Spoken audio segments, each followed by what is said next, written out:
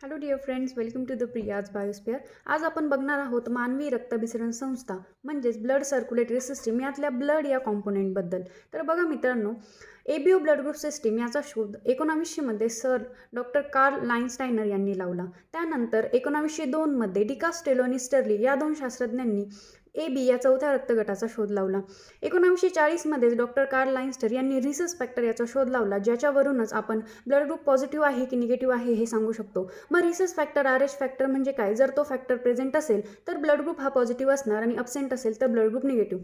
ह्या चाचण्यांचा शोध किंवा ह्या रिसस फॅक्टरचा शोध ज्या मंकीमध्ये लावला त्याचं नाव रिसस होतं, म्हणूनच ह्या फॅक्टरला रिसस फॅक्टर असं म्हटलं जातं. आपल्या शरीराच्या 7 ते 9% हे आपल्या ब्लडचं वजन असतं, तर आपल्या बॉडीचं जे 37°C टेम्परेचर आहे तेही ब्लडमुळेच मेंटेन केलं जातं.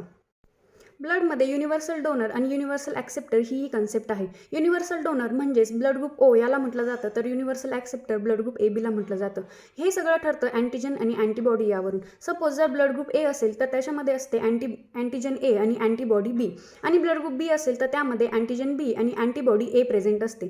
त्यानंतर जर ब्लड ग्रुप AB असेल तर त्याच्यामध्ये दोन्ही अँटीजन असतात पण कोणतीही अँटीबॉडी प्रेझेंट नसते. डॉक्टर कार्ल लाईन्स्टर यांनी त्यांच्या दिलेल्या योगदानामुळे त्यांचा जन्मदिवस म्हणजे 14 जून हा जागतिक रक्तदान दिवस म्हणून आपण साजरा करतो.